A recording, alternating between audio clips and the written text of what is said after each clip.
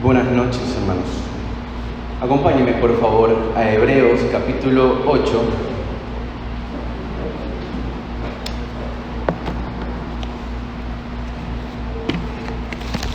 Hebreos capítulo 8, versículo 6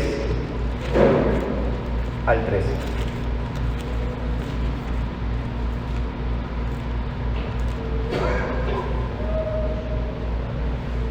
Hebreos capítulo 8, versículo 6 al 13. Leemos. Pero ahora tanto mejor ministerio es el suyo, cuanto es mediador de un mejor pacto, establecido sobre mejores promesas.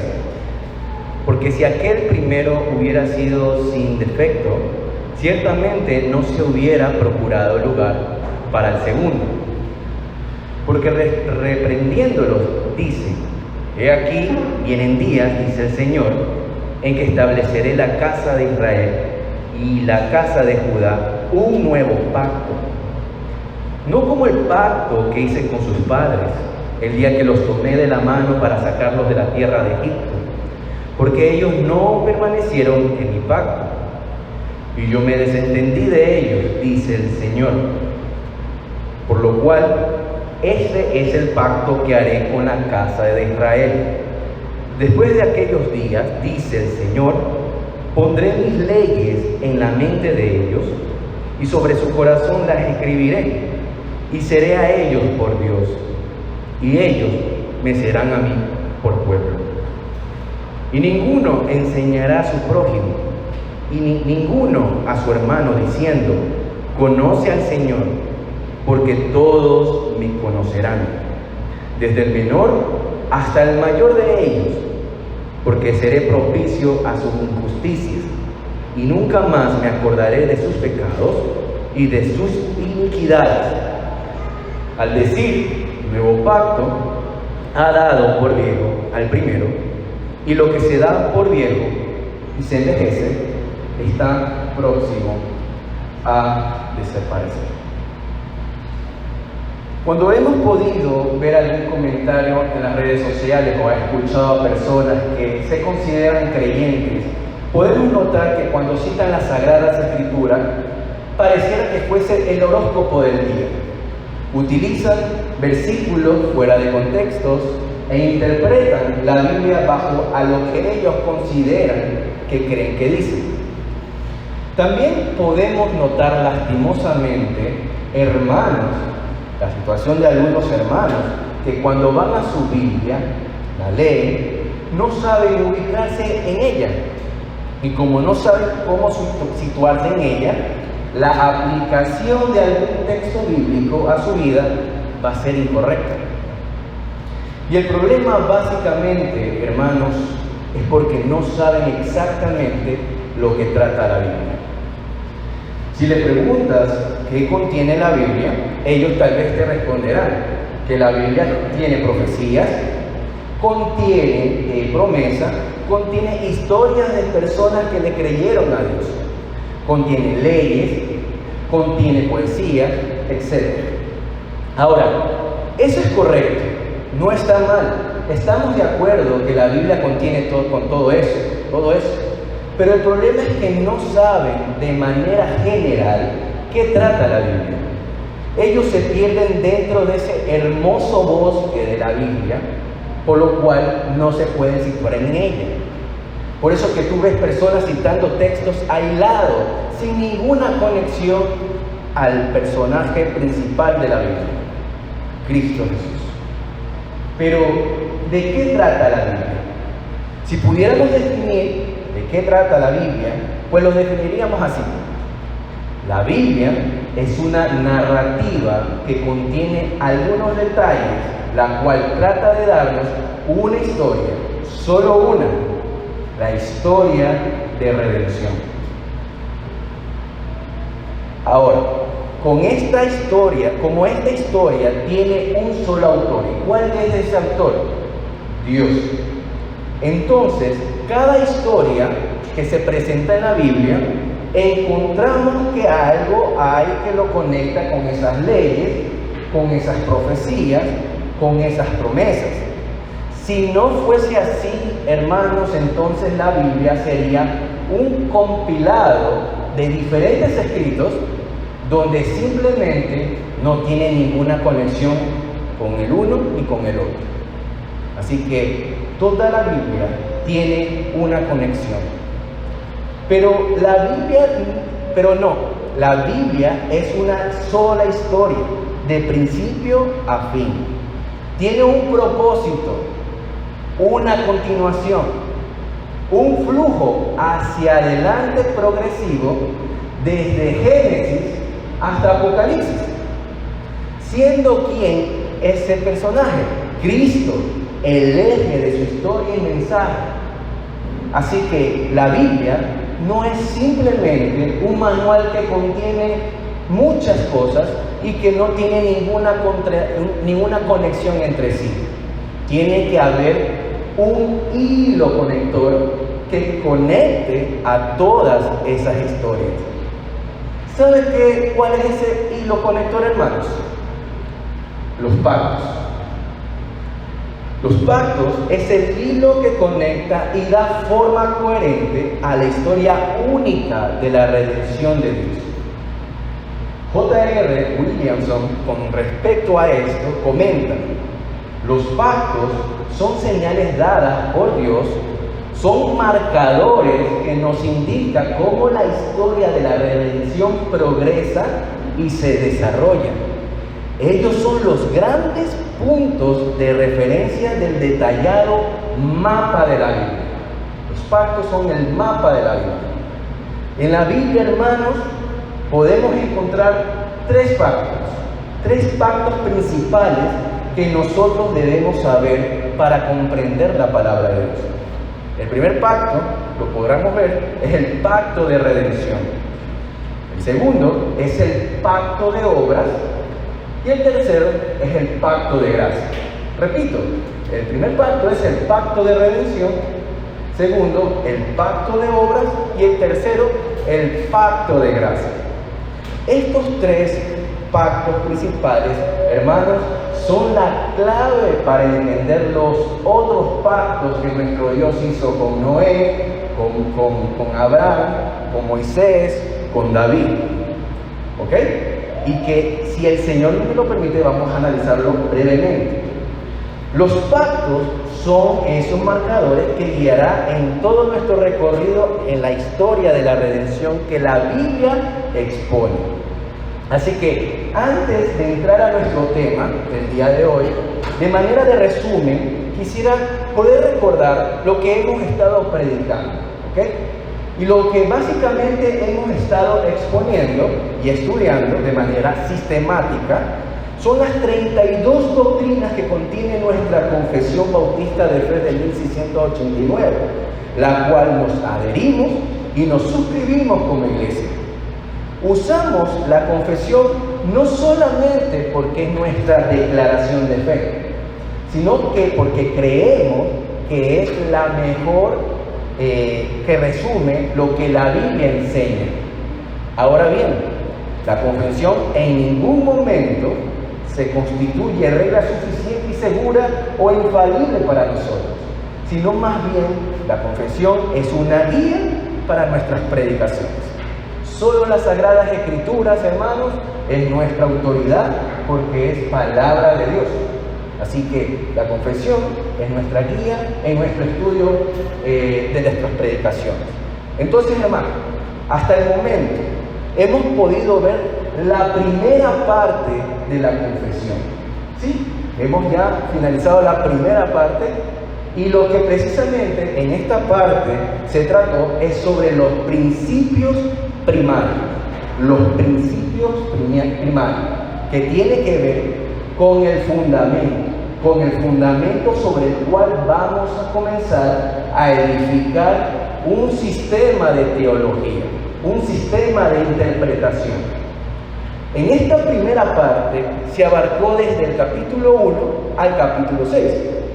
Y lo que aprendimos, para poder recordar, fue la doctrina de las Sagradas Escrituras, la doctrina de Dios y la Santa Trinidad, el decreto de Dios, de la creación, de la divina providencia, y finalmente vimos de la caída del hombre, del pecado y su castigo. Y la última predicación, nuestro hermano Juan nos enseñó la caída del hombre, del pecado y su justo castigo de parte de Dios hacia los hombres. Ahora vamos a tratar un tema muy importante que nos trae y nos introduce a una esperanza que el hombre pecador necesita. Esa esperanza que el pecador necesita. Vamos a iniciar con la segunda parte de la confesión. Y esta segunda parte abarca desde el capítulo 7 hasta el capítulo 20. Entonces, muy largo.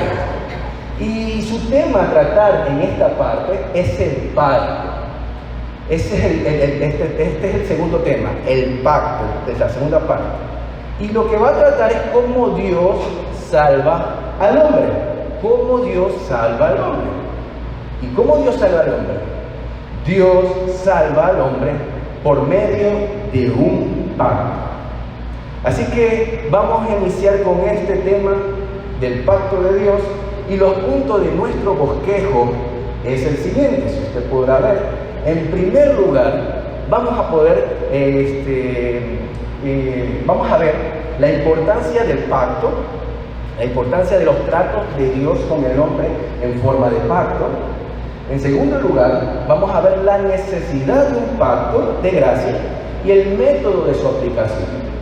Y en tercer lugar, veremos la revelación, establecimiento y fundamento del pacto de gracia, y así podremos ver una conclusión y aplicación. Por favor, acompáñenme en oración para que el Señor nos guíe en esta noche. Amado Padre Celestial, te damos gracias, Señor, por tu día. Gracias por darnos el privilegio de estar aquí reunidos, Señor, en tu nombre. Padre, quisiera que usted nos pueda guiar, bendecir por medio de la predicación, y a ti sea toda la gloria, Padre. En el nombre de Jesús. Amén. Amén. Primer punto, la importancia del pacto. Vamos a ver entonces la importancia de los tratos de Dios con el hombre en forma de pacto. Y quiero empezar definiendo qué es un pacto. ¿Qué es un pacto? Bueno, en un sentido general, un pacto es un tratado entre dos o más partes que se comprometen a cumplir lo estipulado, ¿verdad? Ese es el significado, la definición en un sentido general de lo que es un pacto. Y precisamente, usted puede ver que para realizar negocios hay que llegar a un acuerdo entre dos partes o más. Se comprometen en efectuar lo acordado para poder tener un respaldo de lo prometido. ¿Qué hacen ellos? Ellos generalmente ponen por escrito los términos y condiciones para cumplir ese acuerdo o esa promesa. Esto por lo general sería un pacto entre iguales, entre dos partes interesadas, ¿ok? Ahora, desde una perspectiva de Dios, la primera cosa que tenemos que entender, que cuando hablamos de los pactos de Dios, es que este pacto no es un contrato o un pacto entre partes iguales, no es bilateral. ¿Por qué? Porque Dios no es un hombre, sencillamente. Dios no es como nosotros. Dios no está al mismo nivel de los hombres. Es verdad que Él hace un pacto, ¿verdad? Un pacto, Dios lo que hace es establecer una relación con el hombre, eso es verdad, pero eso no lo convierte en un ser que es igual al hombre, ¿ok? No está a la par. El hombre es finito, pero Dios es infinito. Nosotros estamos limitados al tiempo. El Señor no lo está. El Señor es omnipotente, omnipresente, omnisciente. Por eso no es un pacto entre iguales, porque no hay algo que el hombre, que por el simple hecho de ser hombre, obligue a Dios a relacionarse con Él a través de un pacto. Eso creo que todos estamos de acuerdo, ¿verdad, mis hermanos? ¿Verdad? Ok, entonces Dios es Dios y por esta razón los pactos de Dios es un compromiso no entre partes iguales, sino que es sancionado, escuche bien, sino que es sancionado o establecido de parte de Dios. ¿Hacia quién? Hacia el hombre. No es que Dios declara un pacto, entonces el hombre piensa y dice, estoy de acuerdo, no estoy de acuerdo. No, así no es. Dios declara un pacto, ¿verdad? Y lo que hace el hombre es recibirlo y entra en un pacto. ¿Ok? Dios es el que establece sus condiciones, sus bendiciones y sus maldiciones. Y el hombre, al final, lo recibe y entra en un pacto. ¿Ok? Cuando el Creador decide relacionarse con los hombres, hermanos, en este caso con el primer hombre de la tierra, que fue Adán, decide realizar un pacto con Adán como cabeza federal. Y eso de cabeza federal, ¿qué quiere decir? Que Adán era el representante de otros hombres. Y precisamente los pactos de Dios es eso, establece siempre con una cabeza federal.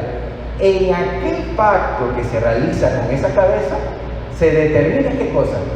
Quién son miembros del pacto y quiénes van a recibir esas promesas o esos beneficios. Sencillo. Entonces, volviendo a este acto de hacer un pacto con el representante de la humanidad, pregunto, ¿qué fue lo que demostró Dios con ese acto?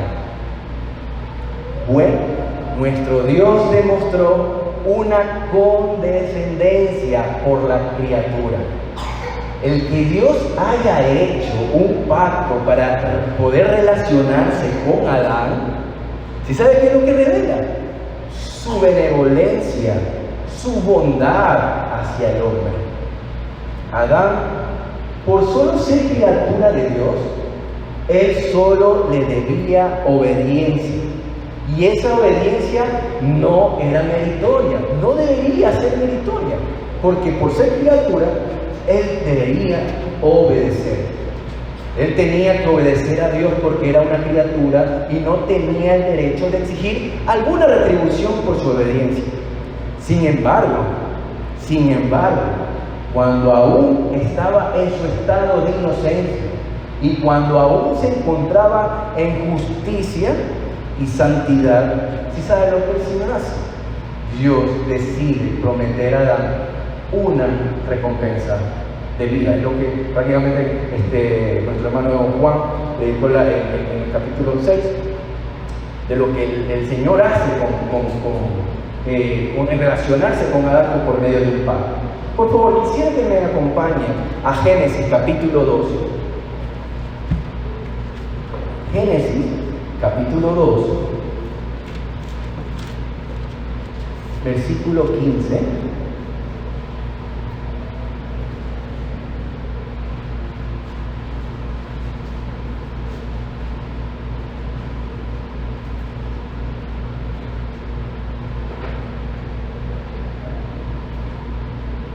Versículo 15 al 17.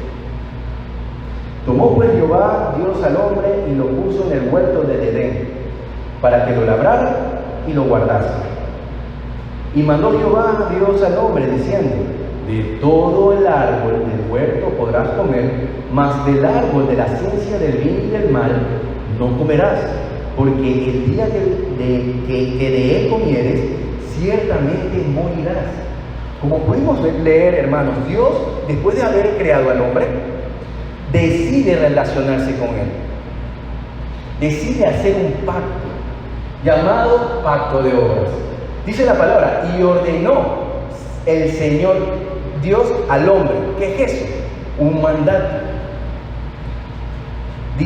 Diciendo, de todo árbol del huerto podrás comer, pero del árbol del conocimiento del bien y del mal no comerás, porque el día que de él comas ciertamente morirás. Ahí están los términos y las condiciones que Dios le da a Adán.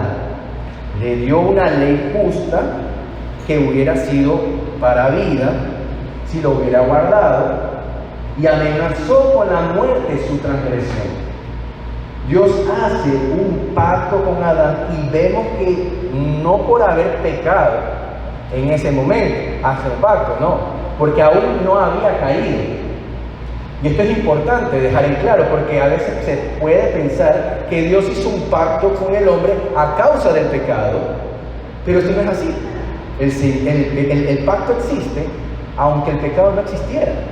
Ahora, nuevamente, ¿qué demuestra este maravilloso acto de Dios? ¿Qué demuestra el pacto de Dios con Adán? Demuestra una condescendencia. ¿Y qué es condescendencia? Condescendencia es el acto, ¿verdad? Es el deseo de complacer, dar gusto y acomodar a la voluntad del otro. Nuevamente, la perspectiva de Dios, es decir, la condescendencia es el acto de Dios donde Dios se inclina, se baja al nivel del hombre para que el hombre pueda comprender. ¿Ok? Él se inclina. Salmos, vayamos por favor al Salmos capítulo 113.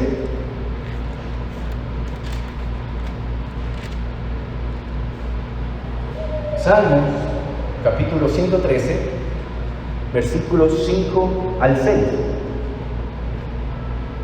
Dice: ¿quién como Jehová nuestro Dios, que se sienta en las alturas, que se humilla? En otras versiones dice, se inclina. Ahí está el acto de condescender. Entonces dice, que se humilla, que se inclina a mirar en el cielo y en la tierra. Ese es el acto que el Señor hace hacia nosotros, porque para poder comprender, porque el Señor es infinito en sabiduría y nosotros somos criaturas de Dios. Por lo tanto, Él hace ese acto de condescendencia para poder bendecirnos. La obediencia de Adán no habría sido merecedora de ninguna recompensa en absoluto, si no fuera porque Dios estableció un arreglo para concertarlo. La única razón por la que la obediencia de Adán a las leyes positivas hubiera sido meritoria para la vida eterna fue porque Dios condescendió al hacerlo así, según el pacto. Y esto, mis hermanos, nos debe hacer meditar sobre cuál es nuestra condición. Si Adán, siendo sin pecado, el Señor lo ve a él como criatura que no va a comprender el tema donde él va a poder darle. Él tuvo que inclinarse para que el hombre pueda comprender. ¿Cuánto más nosotros, que somos hombres pecadores, que estamos separados de Dios, estábamos separados de Dios, pero el hombre en general está separado de Dios, por lo cual el Señor da ese acto de condescendencia para que nosotros podamos ser bendecidos? Eso hay que dedicarlo. El Creador es el Señor, nosotros sus siervos. Él manda, nosotros obedecemos. Él estipula, nosotros nos sometemos. Él es el Creador. Ahora, quisiera leer lo que nuestra confesión, su capítulo 7, párrafo 1, habla acerca de lo que les estoy indicando a cada uno de ustedes, hermanos. En su primer punto, dice: la distancia, escuchen bien, la distancia entre Dios y la criatura es tan grande que aun cuando las criaturas racionales, seres humanos, le deben obediencia como su creador, estas nunca podrían haber logrado la recompensa de la vida, a no ser por alguna condescendencia voluntaria por parte de Dios, que a Él le ha placido expresar por medio de qué. ¿En qué forma? En forma de pacto. Eso es lo que dice nuestra confesión.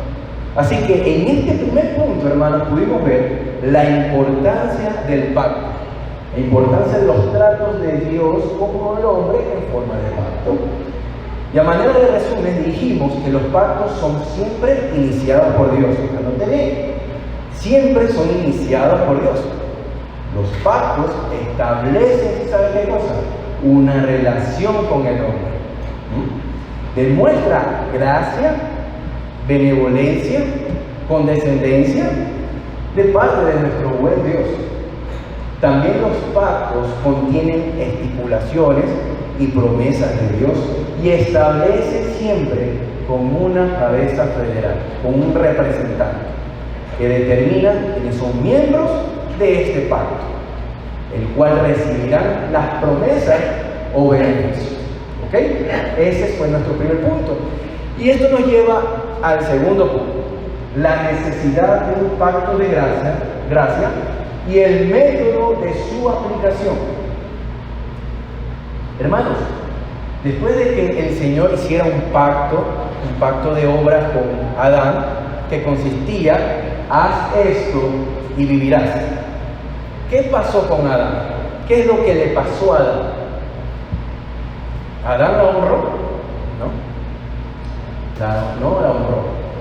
No la honró por mucho tiempo, sino que usando Satanás la sutileza de la serpiente para subyugar a Eva, luego a través de ella seduciendo a Adán, que sin ninguna coacción deliberadamente transgredió la ley bajo la cual habían sido creados, y también el mandato que les había sido dado, al comer del fruto prohibido, lo cual agradó a Dios, permite.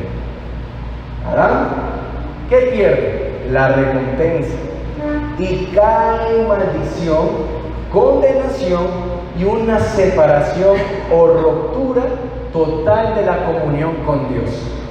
Lo quebró. Ese pacto por el cual se establecía una relación entre Dios y el hombre, ese acto de condescendencia que el Señor hizo con el hombre, lo quiebra el hombre. ¿Y qué pasa ahí? Como Adán era representante de la humanidad fue maldecida. Y no solamente la humanidad, sino la tierra fue también maldecida. ¿Por qué? Porque Dios estableció el reino de la creación, por el pacto de obras.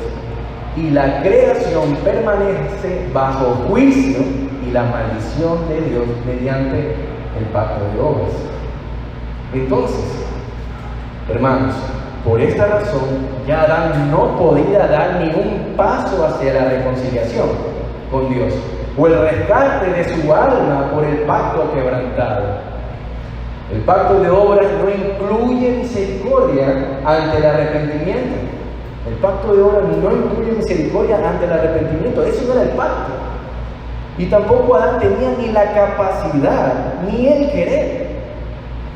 Es imposible renovar el pacto quebrantado con él o alguno de sus descendientes para el mismo fin y de la misma manera que se había hecho con él. Nadie puede nuevamente acceder a ese pacto de obra y poder tener esa recompensa de vida, porque está quebrado. Ahora, hermanos, sabemos que la historia, gracias a Dios, no quedó ahí. Dios no ejecutó todo el castigo de inmediato. Dejó espacio para una era de misericordia y le agradó hacer un pacto. Este pacto en que es posible ser salvo por la fe. ¿En quién? En un Salvador prometido. Y este pacto es conocido como el pacto de gracia. El pacto de gracia. Hermanos, quiero que presten mucha atención porque esto que voy a decir es muy importante. Antes de desarrollar el pacto de gracia, quisiera hablar de un pacto que fue efectuado antes que se revele el pacto de gracia y el pacto de obra. Y el pacto del que me estoy refiriendo es el pacto de redención. Entonces, antes de ir al pacto de gracia, quiero mencionar qué pasó antes de que todas las cosas fuesen creadas. Quisiera que me acompañen, por favor, a Efesios capítulo 1.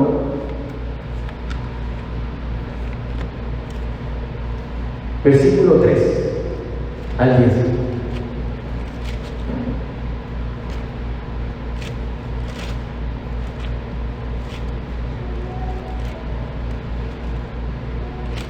Efesios capítulo 1, versículo 3 al 10. Dice la palabra de Dios: bendito sea el Dios y Padre de nuestro Señor Jesucristo, que nos bendijo con toda bendición espiritual en lugares celestiales en Cristo, según nos escogió en Él antes de la fundación del mundo, para que fuésemos santos y sin manchas delante de Él, en amor, habiéndonos predestinado para ser adoptados hijos suyos por medio de Jesucristo, según el puro afecto de su voluntad, para la alabanza de la gloria de su gracia, con la cual nos hizo aceptos en el amado, en quien tenemos redención por su sangre, el perdón de pecados según las riquezas de su gracia, que hizo sobreabundar para con nosotros en toda sabiduría e inteligencia, dándonos a conocer el misterio de su voluntad según su beneplácito, el cual se había propuesto en sí mismo de reunir todas las cosas en quién, en Cristo, en la dispensación del cumplimiento de los tiempos, así las que están en los cielos como las que están en la tierra, como las que están en la tierra. En este pasaje que podemos leer, el Padre nos escogió a nosotros ¿en quién? En Cristo, como nuestro representante en el pacto. ¿De cuál pacto? Del pacto de redención. Pero, ¿qué es el pacto de redención? ¿Qué es el pacto de redención? Bueno, el pacto de redención es el acuerdo intratrinitario efectuado antes de la fundación del mundo, en el cual Dios decretó la salvación de los hombres. La salvación de los hombres. Repito, el pacto de redención es el acuerdo intratrinitario efectuado antes de la fundación del mundo, en el cual Dios decretó la salvación de los hombres. Y en este acuerdo podemos encontrar tres cosas, porque son tres que hicieron el pacto. El Padre escogió por gracia hombres de la humanidad caída de Adán para darle salvación. El Hijo acordó lograr esa salvación por medio de morir por ellos y ofrecer redención por sus pecados. Y el Espíritu Santo acordó aplicar los beneficios del sacrificio de Cristo en aquello por lo que el Hijo vino a morir. Vino a morir. Entonces, este es el acuerdo que el Padre, el Hijo, el Espíritu Santo realizaron antes de la fundación del mundo para efectuar un plan de salvación. Y la posición que Cristo iba a asumir, hermanos, es la de un fiador de este pacto, responsable de cumplir las obligaciones legales de un tercero, nosotros, sufrir justo castigo y obedecer a Dios en nuestro lugar. Cristo es la cabeza del pacto, representante de su pueblo ante el Padre. Dice Isaías 49:8, así ha dicho el Señor, en tiempo favorable te he respondido, y en el día de la salvación te he ayudado, te guardaré y te pondré por pacto para el pueblo, y te pondré por pacto para con mi pueblo. Aquí en este texto, hermanos, maravilloso, podemos ver al Padre que está hablando con su siervo amado, quien es Cristo Jesús. Es que Cristo le dice que Él lo guardará y lo pondrá por pacto para el pueblo. Evidentemente, Isaías escribe un diálogo hermoso del Padre hablando al Hijo. Ahora, en Isaías 53, 10, 12, por favor vayamos a ese pasaje. Isaías 53, capítulo 53, versículo 10 al 12.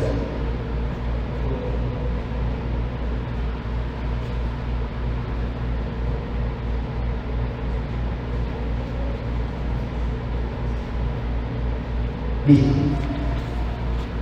Con todo eso, Jehová quiso quebrantarlo, sujetándole a padecimiento, cuando haya puesto su vida en expiación por el pecado.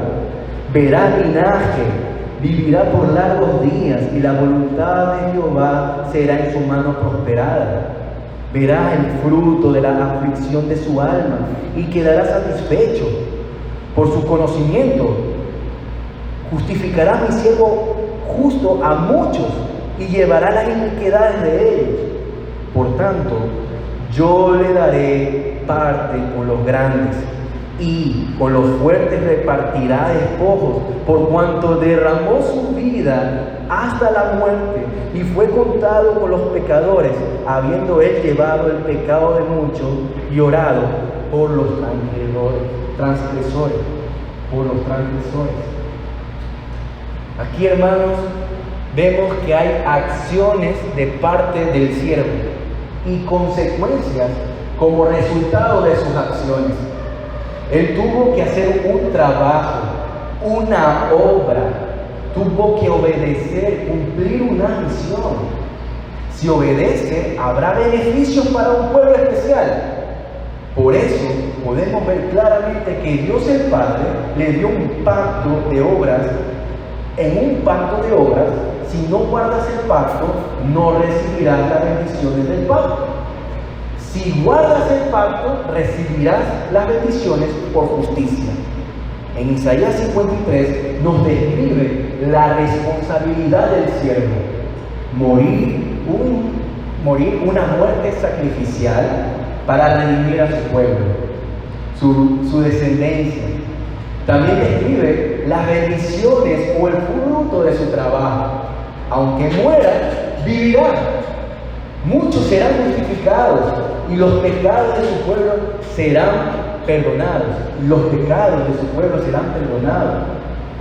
Y aunque este pacto, queridos hermanos, el pacto de redención, no sea el primero en aparecer en la Biblia, podemos interpretar lo que dice la Escritura a nivel completo, total. Podemos entonces interpretar que es el primero en un orden lógico. Es el primero en un orden lógico. El pacto de redención es la base, escúchenlo bien, es la base de todos los otros pactos que vamos a ver, que estamos viendo. Así que, dicho esto, hermano, volvamos entonces a ese pacto que después de quebrar a Adán el pacto de obra, el Señor le da un pacto de gracia. Da un pacto de gracia. ¿Qué es el pacto de gracia? El pacto de gracia, hermanos, es la ejecución en el tiempo del pacto que se efectuó en la eternidad. Nuevamente, el pacto de gracia es la ejecución en el tiempo del pacto que se efectuó en la eternidad. ¿Cuál era ese pacto? El pacto de redención. En otras palabras, el pacto de gracia, hermanos, es la inauguración del pacto de redención en la historia. Es la inauguración del pacto de redención en la historia a través de la revelación progresiva y aplicación retroactiva del nuevo pacto. Glorioso. Ahora, entendiendo esto, veremos con más claridad lo que pasó en Edén. Después que Adán quebrara el pacto de obra y por consiguiente el castigo por su transgresión, la confesión en su capítulo 7, párrafo 2 dice: habiendo el hombre acarreado la maldición de la ley por su caída, al Señor le agradó hacer un pacto de gracia en el que consiste dar gratuitamente a los pecadores vida. Eso consiste, dar gratuitamente a los pecadores vida y salvación por Jesucristo, requiriéndoles la fe en Él, en el prometido, para que puedan ser salvos, y prometiendo dar su Espíritu Santo a todos aquellos que son ordenados para la vida eterna, a fin de darles disposición, capacidad de creer. Ahora bien, hermanos, el pacto de gracia no quiere decir que no hay nada que cumplir. para que la vida y salvación se den. El pacto de gracia no enseña que Dios barrió nuestros pecados debajo de la alfombra. Eso no es así. El pacto de gracia enseña que todo el castigo de nuestra transgresión, ¿verdad? Que todo el castigo para nuestra salvación iba a ser cumplido por un sustituto, por un fiador. Alguien más pagaría, y la fe se nos requiere, lo que nos enseña Efesios 2. Este don de la fe no es algo nuestro, sino que Dios nos lo regala. De manera que el pacto de gracia fue necesario porque el pacto de obra fue violado. Ninguno de los descendientes de Adán es capacitado para obedecer a ese pacto de obra, porque precisamente en Adán peca. Así que, llegando al pacto de gracia, vemos que ya no es haz esto y vivirás, sino que ahora revela y dice, vive gratuitamente. Y este pacto de gracia tiene un aspecto universal, donde es ofrecido a todos. Es ofrecido a todos, pero tiene una aplicación solo para los que son ordenados para vida eterna. Pacto de redención. Tal como lo indica también Hechos. Vayamos a Hechos, capítulo 13, versículo 47. Hechos, capítulo 13, versículo 47.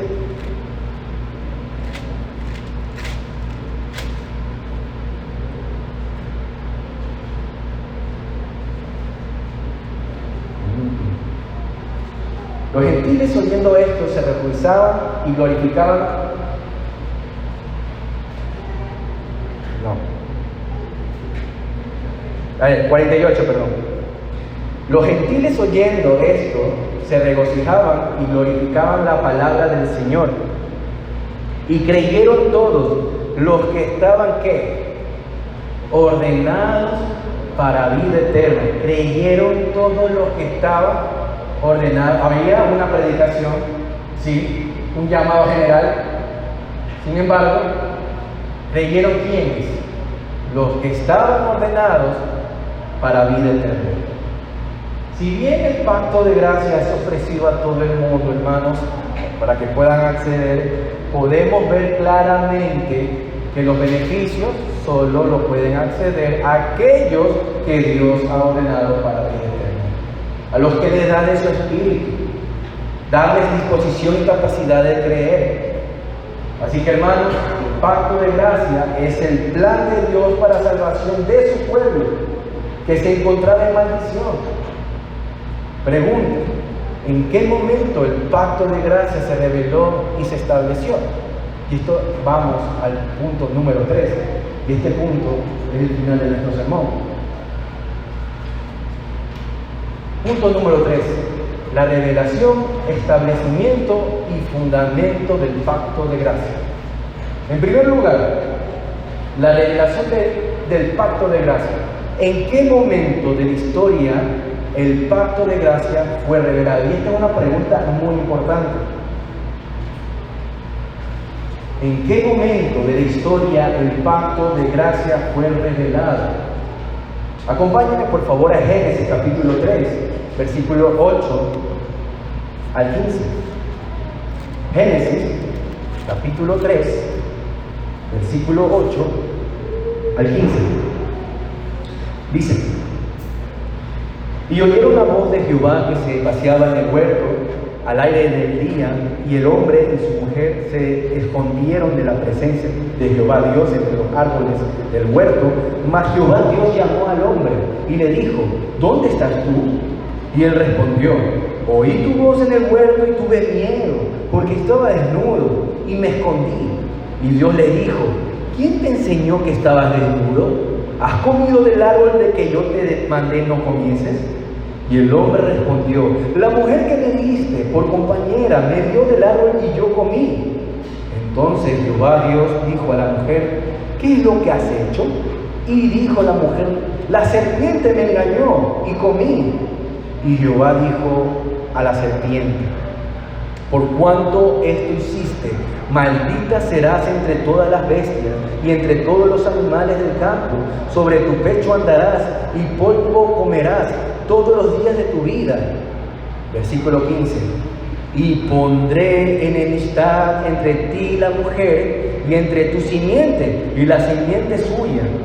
Esta te herirá en la cabeza, y tú herirás en el calcañar. Y tú le herirás en el calcañar. Lo que encontramos en este pasaje, hermanos, es que en medio del momento más difícil del juicio se revela una promesa gloriosa, sobre el cual iba a estarse levantando progresivamente todo el resto de la revelación de la palabra de Dios. De esa promesa iba a levantarse progresivamente todo el resto de la revelación de la Escritura. Es a partir de Génesis capítulo 3, versículo 15, que se revela el pacto de gracia.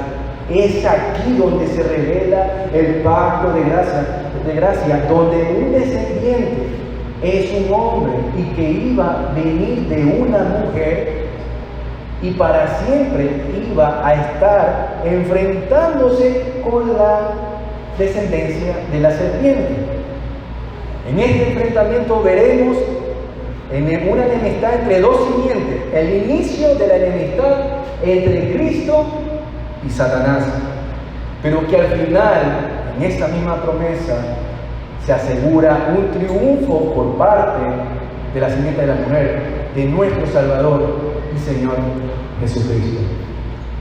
J.R. Williamson comenta al respecto a esto, dice lo siguiente: la promesa del Evangelio es la promesa de una simiente. Esta es la semilla de donde crecerá toda la historia de redención. Y Cristo es la sustancia de esa semilla. Él es el objeto primario de la historia completa de la Biblia y verdaderamente la historia total del mundo. Eso dijo J.R. Williamson. Amados hermanos, después de entender la revelación del pacto de gracia, lo que va a hacer el resto de todo el Antiguo Testamento es anclar, unir, conectar todas aquellas historias, todos esos pactos con Noé, Abraham, Moisés y David, todas esas promesas, todas esas leyes, a la promesa de Génesis 3:15.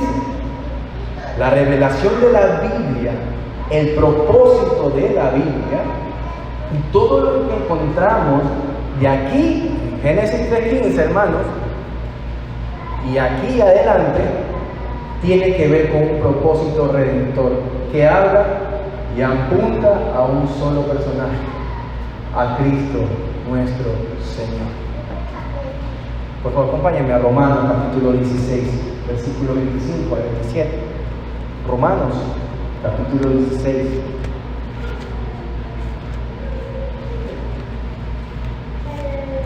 Versículo 25 al 27. Dice: y al que puede confirmarlos según mi evangelio y la predicación de Jesucristo, según la revelación del misterio que se ha mantenido oculto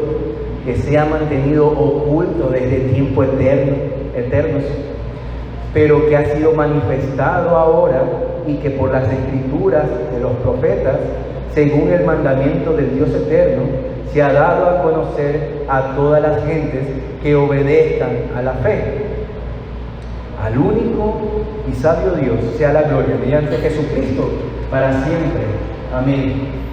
Por esta promesa de Génesis 3:15, amados hermanos, la gente del tiempo de Adán y Eva pudieron ser salvos, esperando y creyendo las palabras de esa promesa.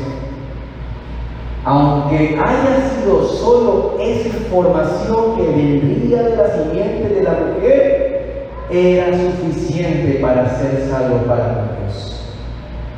Más adelante podemos ver que la información de aquel Salvador que iba iba a venir, se fue ampliando, esa información se fue ampliando.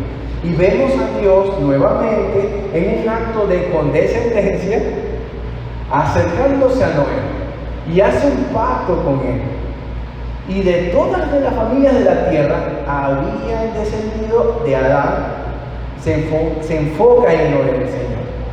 Así que el Salvador no solo descendería de Eva, de la mujer, sino que también descendería de Noé. Entonces ya se está ampliando esa información de dónde vendría aquel Salvador. Sigue pasando la historia. Ahora vemos que Dios hace un pacto con Abraham y le dice en Génesis capítulo 2, 22, versículo 8: en tu simiente serán benditas todas las naciones de la tierra por cuanto obedeciste a mi voz. En tu simiente. Vemos la palabra simiente en este texto. ¿Es acaso la referencia de la promesa de Eva? ¿Es acaso la promesa que también le da a Noé? Sí, mi hermano, es la misma, pero ahora con más información de aquel Salvador. Iba a ser un descendiente de Abraham. De ahí la Biblia nos seguirá revelando de que los descendientes de Abraham, Isaac y Jacob, se originaría la nación de Israel y sus 12 tribus, donde también vendría el Salvador. Vemos entonces que esa revelación está siendo progresiva de aquella simiente que va a herir y a matar a la simiente de la serpiente.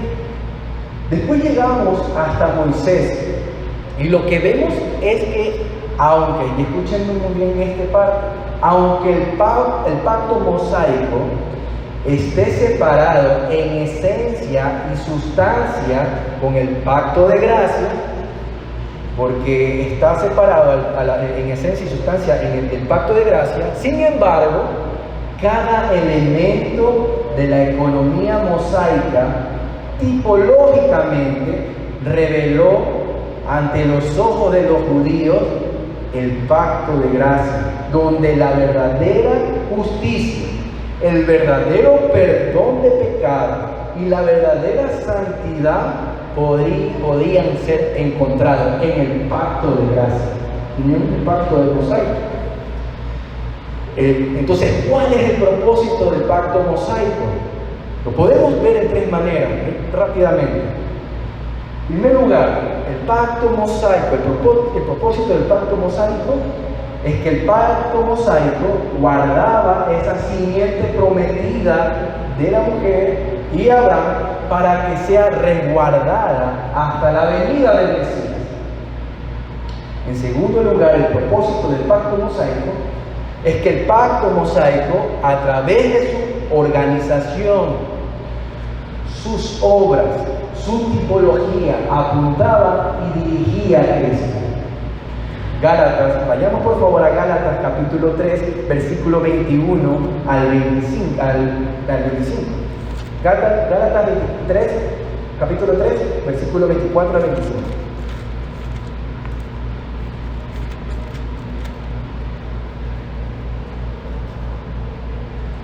Capítulo 3, versículo 24 al 25. De manera que la ley ha sido nuestro ayo para llevarnos a Cristo, a fin de que fuésemos justificados por la fe. Pero venida la fe, ya no estamos bajo ayo. Ahora acompáñenme al capítulo 4 de Gálatas, versículo 1 al 6. Dice, más adelante, pero también digo, entre tanto que el heredero es niño, en nada difiere del esclavo, aunque es señor de todo, sino que está bajo tutores y curadores hasta el tiempo señalado por el Padre. Así también nosotros, cuando éramos niños, estábamos en esclavitud bajo los rudimentos del mundo. Pero cuando vino el cumplimiento del tiempo, Dios envió a su Hijo, nacido de mujer y nacido bajo la ley, para que redimiese a los que estaban bajo la ley, a fin de que recibiésemos la adopción de hijos, y por cuanto sois hijos, Dios envió a vuestro nuestros corazones el Espíritu Santo, el Espíritu de su Hijo, el cual clama, Abba Padre.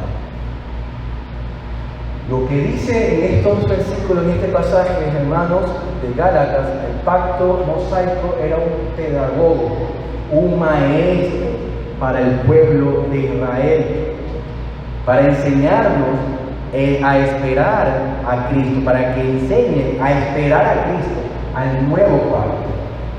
Y finalmente, en tercer lugar, el propósito del pacto mosaico es que mostraba nuestra incapacidad de obediencia perfecta.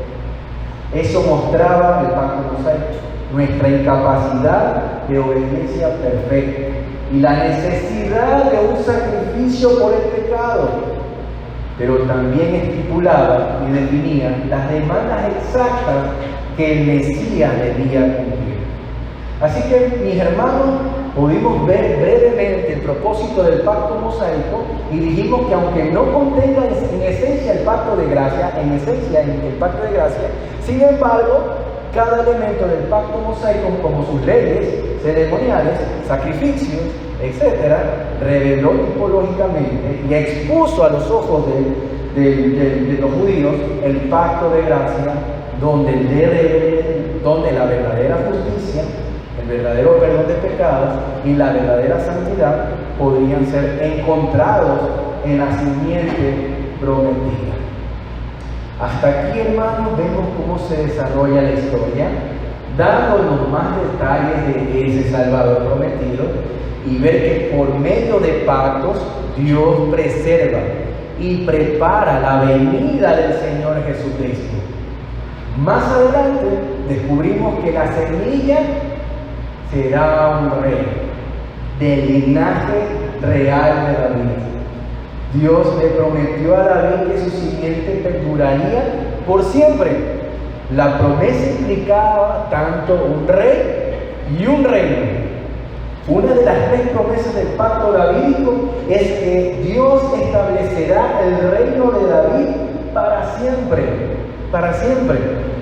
El carácter de este rey es explicado aún con más claridad en los profetas, y para el final, el del Antiguo Testamento, hay imágenes de este conquistador como profeta, sacerdote, un siervo y como el Dios eterno de todos. Finalmente, hermanos, en el tiempo perfecto de la historia, el plan de Dios, esta simiente de la mujer nació de la Virgen María, como leímos en Gálatas. Pero cuando vino el cumplimiento del tiempo, Dios envió a su Hijo, nacido de mujer y nacido bajo la ley, para que redimiese a los que estaban bajo la ley, a fin de que recibiésemos la adopción de hijo, la adopción de hijo. Así que, hermanos, el pacto de gracia se reveló en el Antiguo Testamento, específicamente en Génesis 3:15, y de ahí en adelante se mostraba en la historia a través de una revelación progresiva, llegando finalmente a su establecimiento. Ahora, ¿cuándo se estableció el pacto de gracia? Eso es otra pregunta muy importante que debe ustedes subrayar, vivir. ¿Cuándo se estableció el pacto de gracia? El pacto de gracia, hermanos, se estableció en el Nuevo Testamento. En el Nuevo Testamento se estableció el nuevo pacto. ¿Y cuál va a ser ahora el representante de ese nuevo pacto? Dijimos que era Cristo, Jesucristo. Ahora, hermanos, voy a dar alguna postura de nuestros hermanos presbiterianos, la postura presbiteriana, que no creen que el pacto se estableció en el nuevo pacto. Ellos creen que Dios estableció el pacto de gracia en el pacto abrámico, o en el pacto mosaico, pero que el nuevo pacto ellos creen que el nuevo pacto es otra administración de ese pacto de gracia, pero se estableció en el pacto de Abraham. que el pacto abrámico era el pacto de gracia y que éste tenía dos administraciones, una espiritual y una externa. Estaba el hijo de la promesa y estaba el descendiente externamente. Ellos interpretan lo siguiente. Ahora, cuando se traslada el pacto de abrámico, ellos creen esto, al nuevo pacto, el nuevo pacto, ¿quién está? Ya está la iglesia. Y como Abraham debía en circuncidar, recuerden, a sus hijos, aunque inmediatamente sus hijos no pertenecían a la parte espiritual del pacto abrámico, así también lo debe hacer la iglesia. Si tú eres creyente, perteneces a la iglesia invisible, a los verdaderos salvos, pero tu hijo, aunque inmediatamente no crea, puede pertenecer a la esfera externa. Entonces, en resumen, lo que ellos creen es que el pacto de gracia, en el nuevo pacto, lo único que cambia es la administración. En vez de ahora tener circuncisión, ahora se tiene bautismo. Y así como el pacto abrámico, ellos solo pertenecían al remanente espiritual, pero externamente los otros, así también entonces la iglesia debe hacer con el bautismo. Ahora, hermanos, eso nosotros no es lo que creemos. Diferimos con nuestros hermanos presbiterianos en decir que el pacto se estableció en el Antiguo Testamento. Afirmamos que el Nuevo Testamento es su establecimiento porque es nuevo pacto. Hay una discontinuidad en ese sentido. Y que este pacto tenía fruto o tenía una obra actuando desde atrás, venía desde atrás. Y que ahora el pacto actúa para adelante, porque el nuevo pacto, dice el Señor en Lucas 22:20, esta copa es el nuevo pacto de mi sangre, que por vosotros se derrama. ¿Quién estableció ese nuevo pacto? ¿Y en qué momento? En el Nuevo Testamento. Cristo lo establece. El nuevo pacto anunciado por Jesucristo en la noche que fue traicionado es el nuevo pacto que Jeremías 31, del versículo 31 al 34, dice lo siguiente. Vayamos por favor. Que Jeremías dice. Jeremías capítulo 31,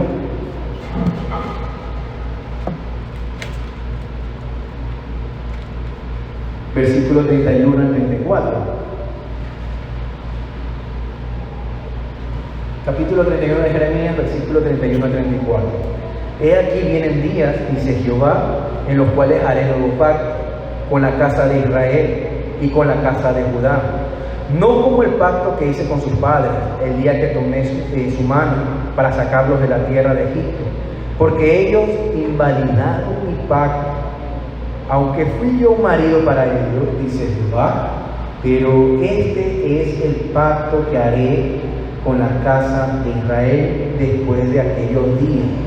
Dice Jehová, daré mi ley en su mente y la escribiré en su corazón, y yo seré a ellos por Dios y ellos me serán por pueblo, y no enseñará más ninguno a su prójimo, ni ninguno a su hermano, diciendo, conoce a Jehová, porque todos me conocerán, desde el más pequeño de ellos hasta el más grande, dice Jehová, porque perdonaré la maldad de ellos y no me acordaré más de su pecado, Entonces vemos aquí un nuevo pacto que hace otra función, donde el Señor va a escribir la ley en sus corazones, que van a poder hacer eso es lo que me manda el Señor. Hay otro grupo, hermanos, que son los dispensacionalistas. Ellos interpretan Jeremías 31, la promesa del nuevo pacto, que no es aplicable a la iglesia, porque cuando dice con la casa de Israel y con la casa de Judá, implica algo que todavía no está en vigencia, porque la casa de Israel y la casa de Judá todavía no se han vuelto al Señor. Para ellos el nuevo pacto se establece recién en un milenio futuro, después que Cristo vuelva por segunda vez. Ciertamente esa forma de interpretación, hermanos, echa abajo la interpretación que la misma Biblia da sobre la misma Biblia, sobre la continuidad de la revelación del pacto de gracia hasta su cumplimiento del nuevo pacto. Porque podemos ver, hermanos, claramente en el pasaje de Lucas 22:20, cuando el Señor confirma el cumplimiento de la profecía de Jeremías sobre el nuevo pacto. Esta copa es el nuevo pacto en mi sangre, que por vosotros se derrama. Lo que nuestro Señor Jesucristo está conmemorando en la última cena es la conmemoración que hacemos al beber del vino en la cena del Señor. Es un recordatorio de la sangre de ¿cuál? Del nuevo pacto que Jeremías promete. Un pacto que es cumplido ¿en dónde? En la iglesia. Y está en vigencia porque es el nuevo Israel de Dios. El nuevo Israel de Dios. Jeremías 31 apunta a una realidad que vemos hoy en día. Las bendiciones son numerosas de este nuevo pacto, incluyendo todo lo que se deriva de la unión con Jesucristo, el mediador y cabeza federal del pacto. Dios declara que en este pacto Él concederá perdón y justicia eterna. Justificará a su pueblo y lo salvará de sus pecados. Eso es lo que promete el Señor en este nuevo pacto. En el antiguo pacto la membresía era mixta, conversos e inconversos, creyentes y no creyentes. Ese era el antiguo pacto. Pero en este nuevo pacto, hermanos, el Señor dijo que todos me conocerán, es decir, que todos sus miembros conocerán al Señor y tendrán comunión con Él. Esos miembros es la comunidad de los redimidos, que es decir, la iglesia. Es ahí donde se cumplen todas las promesas y las bendiciones del nuevo pacto. Así que, hermanos, el dispensacionalismo falla en ver la continuidad del antiguo pacto con el Nuevo Testamento, mientras que los presbiterianos fallan en ver en la novedad del nuevo pacto. La Biblia claramente habla que el nuevo pacto en verdad es nuevo. No es solo una segunda administración, es nuevo. ¿Por qué? Porque es mejor, porque el mediador es Jesucristo. Y este pacto ha sido ratificado por el derramamiento de su sangre. Hebreos capítulo 8, versículos 6 al 7 dice lo siguiente. Hebreos capítulo 8, versículos 6 al 7 dice lo siguiente. Pero ahora, tanto mejor ministerio es el suyo, cuanto es mediador, ¿qué dice? De un mejor pacto, establecido sobre mejores promesas. Porque si aquel primero hubiera sido sin defecto, ciertamente nos hubiera procurado lugar para el segundo. Claramente la Biblia habla del nuevo pacto en estos días, en el Nuevo Testamento.